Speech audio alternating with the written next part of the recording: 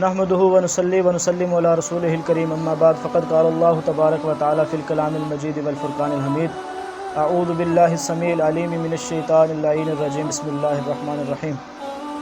يا ايها الذين امنوا اتقوا الله وكونوا مع الصادقين صدق الله العظيم ان الله وملائكته يصلون على النبي يا ايها الذين امنوا صلوا عليه وسلموا تسليما اللهم صل على سيدنا ومولانا محمد وعلى ال سيدنا ومولانا محمد وبارک وسلم وسلم علیہ۔ اللہ تبارک و تعالیٰ نے اپنے کلام مجید فرقان حمید کے اندر ارشاد فرمایا کہ یا ایھا الذین آمنوا اتقوا اللہ وکونوا مع الصادقین، کہ اے ایمان والو اللہ سے ڈرو اور سچوں کے ساتھ ہو جاؤ۔ آج کا موضوع حضرت اخونزادہ پیر سیف الرحمن پیر ارچی امام خراسانی رحمۃ اللہ تعالیٰ علیہ کی سیرت مبارکہ کے بارے میں ہے کہ وہ اللہ کے کامل ولی کی جن کی ایک نگاہ کے ساتھ اللہ تبارک و تعالیٰ نے ہزار وہ لوگ کے جو سنت مصطفیٰ صلی اللہ علیہ وآلہ وسلم کے اوپر نہیں چلتے تھے، ان کی ایک نگاہ کے صدقے سے آج وہ شریعت کے دائرے میں ہو کے اللہ تبارک و تعالیٰ کی عبادت و ریاضت کے اندر مصروف ہیں۔ مختصر سا تعارف کیے دیتے ہیں۔ اسم مبارک سیف الرحمن، لقب اخونزادہ، مشہور القابات پیر ارچی و خراسانی سرکار۔ حضرت پیر سیف الرحمن کی ولادت با سعادت 1329 ہجری میں کوٹ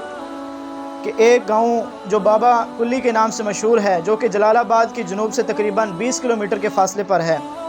اس میں ہوئی، اور آپ کے والدین کریمین کے آپ کے اسم مبارک سیف الرحمن رکھا۔ آپ کے والد بزرگوار کا نام جناب شیخ الاسلام حضرت علامہ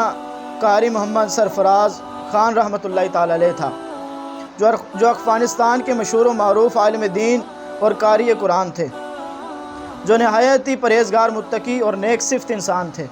اور سلسلہ قادریہ شریف کے اندر حضرت شیخ المشائخ حاجی حرمین شریفین عاشق رسول صلی اللہ علیہ وآلہ وسلم حاجی محمد امین قادری رحمۃ اللہ تعالی علیہ کے مرید خاص تھے۔ ایک دن قبلہ حاجی صاحب کی آپ پیر ارچی صاحب کے گھر دعوت تھی، تو جب حاجی صاحب تشریف لائے تو آپ کے والد گرامی نے آپ کو ان کے سامنے پیش کیا، تو حاجی صاحب نے آپ کو اپنا لاب دہن عطا کیا اور چند دانے کشمش کے بھی عطا فرمائے، جو بزرگان دین کا طریقہ ہوا کرتا ہے کہ تبرکاً وہ عطا کر دیا کرتے ہیں۔ آپ نے ابتدائی تعلیم اپنے والد گرامی سے شروع فرمائی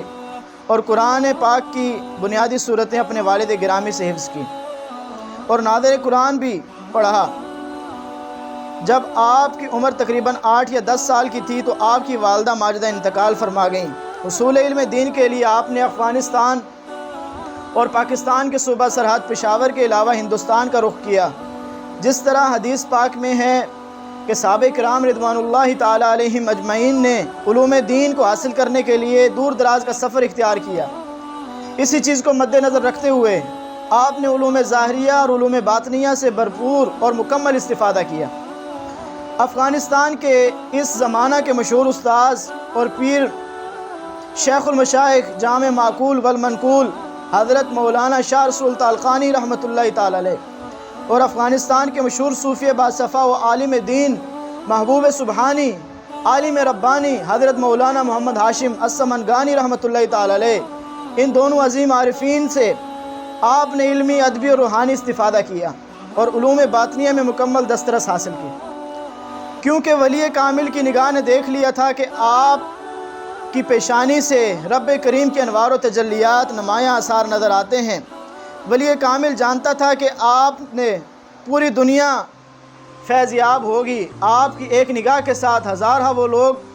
کہ جو فیض سے محروم ہیں، جو اس نسبت عالیہ سے محروم ہیں، ان کو یہ نسبت عطا کی جائے گی۔ اللہ کے ولی کی شان کے اندر کیا عاشقوں نے کلام لکھا، فرمایا محبوب سبحان ہیں پیر سیف الرحمن، مجدد دوران ہیں پیر سیف الرحمن۔ ان کی شان کے اندر بیان فرماتے ہیں ہزاروں خلفاء ہیں لاکھوں مریدین، شریعت میں برابر سب سے بہترین، یہ ولیوں کے سلطان ہیں پیر سیف الرحمن، مجدد دوران ہیں پیر سیف الرحمن۔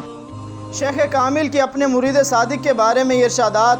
مولانا محمد ہاشم سمنگانی رحمۃ اللہ تعالی نے فرمایا، اس وقت میرے خلفاء میں ان جیسا کوئی نہیں،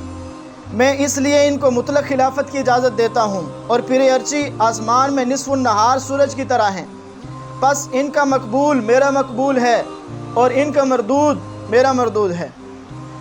حضرت اخوندزادہ پیر سیف الرحمن پیر ارچی امام خراسانی رحمۃ اللہ تعالی علیہ افغانستان سے پاکستان میں تشریف لائے اور یہاں پہ سلسلہ عالیہ کو آگے بڑھایا۔ یہ نسبت مبارکہ پاکستان میں لوگوں کو عطا فرمائی، جن میں ہزارہ خلفاء ہیں جو آپ نے تیار فرمائے، جن میں حضرت اقدس صوفی باصفا صوفی نثار الحق نقشبندی مجددی سیفی رحمۃ اللہ تعالی علیہ بھی ہیں۔ آپ سرکار کی بیعت کے اصول بیان کیے دیتا ہوں۔ سیرت مبارکہ حضرت اقدس رحمۃ اللہ تعالی علیہ کتاب اس کے اندر درج فرمایا ہے، فرماتے ہیں کہ قاری صوفی افسر خان صاحب حضرت اقدس کے قریبی رشتہ دار ہیں اور آپ کے پیر بھائی بھی، لیکن پیر بھائی ہونے کے باوجود قاری صاحب اکثر حضرت اقدس رحمۃ اللہ تعالی کی مجلس میں آتے اور آپ حضرت اقدس سے برکات حاصل کیا کرتے تھے۔ قاری صوفی افسر خان صاحب فرماتے ہیں کہ ایک رات میں پشاور کے آبائی گاؤں مغلقی اکوڑا خٹک میں حضرت اقدس رحمۃ اللہ تعالی کے یہاں گیا تو وہ رات میں مصروف عبادت تھے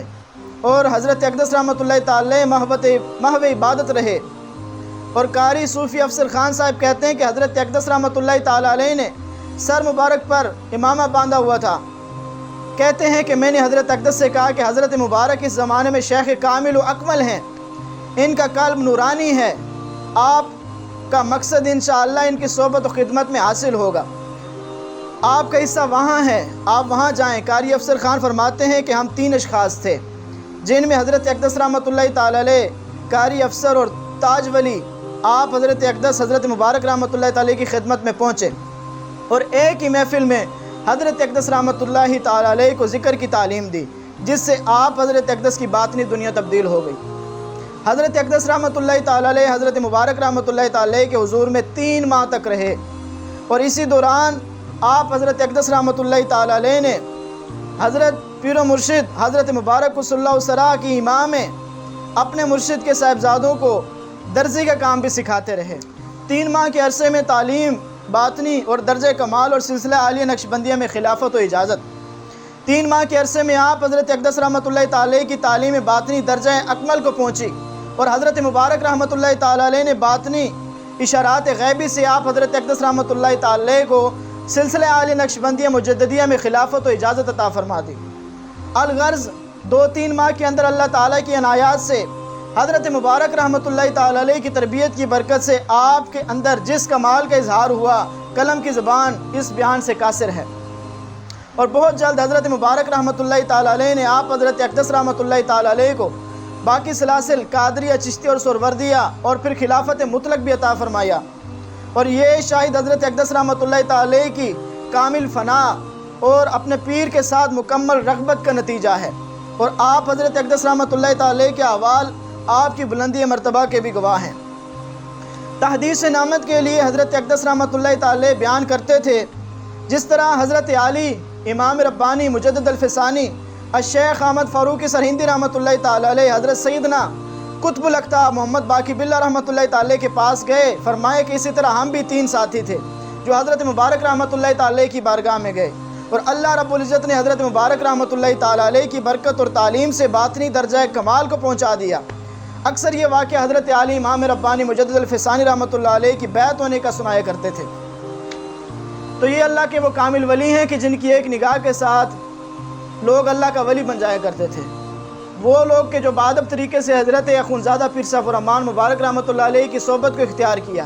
ان کی محفل کے اندر آنا جانا کیا، آج وہ لوگ ہزارہ ایسے لوگ کہ جو سنت مصطفیٰ صلی اللہ علیہ وسلم کے اوپر عمل پیرا نہیں ہیں، ان کی ہدایت کا باعث بنے ہوئے ہیں۔ تو یہ وہ اللہ کے ولی ہیں کہ جنہوں نے اپنی نگاہ کے نور کے ساتھ، اپنی نسبت کے کمال کے ساتھ، اپنے قلب کی اس نورانیت کے ساتھ ان لوگوں کی